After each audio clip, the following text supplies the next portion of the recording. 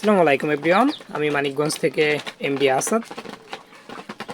আমাদের সামনে যে চীনা হাঁসের বাচ্চাটা দেখা যাচ্ছে, একে দেখে আসলে অনেকে আপনারা ভাবতে পারেন এটা হচ্ছে চীনা হাঁসের একটা বাচ্চা, এবং কি অনেকেই বুঝে গেছেন মানে ওর ফেস কিন্তু চীনা হাঁসের না, বডি পুরোটাই কিন্তু চীনা হাঁসের।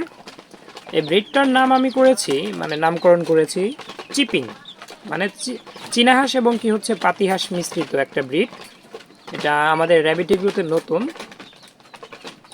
দেশের অনেকের কাছে এই ব্রিডটা হয়তো এখন হয়েছে, মানে চীনা হাঁস এবং পাতি হাঁস কিংবা পিকিং স্টার 13 মিশ্রিত একটা ব্রিড, মানে চীনা হাঁসের ডিএন আছে এমন একটা ব্রিড কিন্তু অনেকের কাছে আছে, আমি ইউটিউবে দেখেছি বেশ কয়েকদিন। আর ওর পুরো কিন্তু বডি স্ট্রাকচার চীনা হাঁসের, শুধু কেবল ঘাট থেকে মাথার অংশটা হচ্ছে পুরোটা হচ্ছে পাতি হাঁসের মতো, হাঁটা চলা পুরোটাই কিন্তু একদম চীনা হাঁসের মতো, লেজটাও কিন্তু চীনা হাঁসের মতো, গায়ের ফেদারগুলোও চীনা হাঁসের মতো,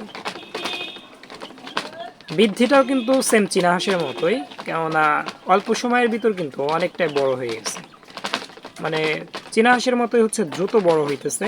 চীনা হাঁসের ফিমেল সাধারণত এত দ্রুত বড় হয় না, ও একটু বেশি দ্রুত বড় হইতেছে। এটা একটা ফিমেল কিন্তু হাঁস হবে, ওর অলরেডি সাউন্ড চলে আসছে পাতি হাঁসের ফিমেলের মতো। আমি একটু ওকে যদি ধরে আপনাদের ওর সাউন্ডটা শোনাই তাহলে বুঝতে পারবেন হয়তো বা ক্লিয়ারলি ওর সাউন্ডটা আসলে কেমন। ও কিন্তু দৌড়াতে খুবই এক্সপার্ট, চীনা হাঁসের মতো এত স্লো দৌড়ায় না।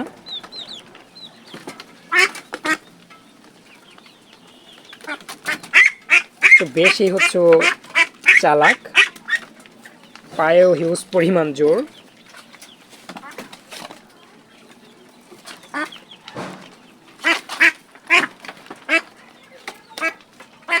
চীনা হাঁসের তুলনায় হচ্ছে বেশি চালাকও।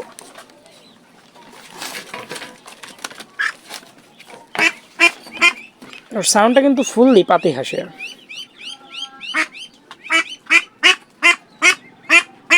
পাতি হাঁসের ফিমেলের সাউন্ড, আর বডি স্ট্রাকচার কিন্তু ফুললি চীনা হাঁসের। মাশাআল্লাহ, ওর গায়ের ফেদারগুলোও চীনা হাঁসের হইতেছে। আমরা এটাকে হচ্ছে প্যান্স হিসেবে আমাদের খামারে রেখে দেব।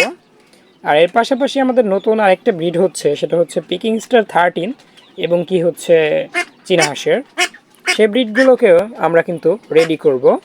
আর এই হাঁসগুলোর জাতের নামকরণ আমি করেছি চিপিং।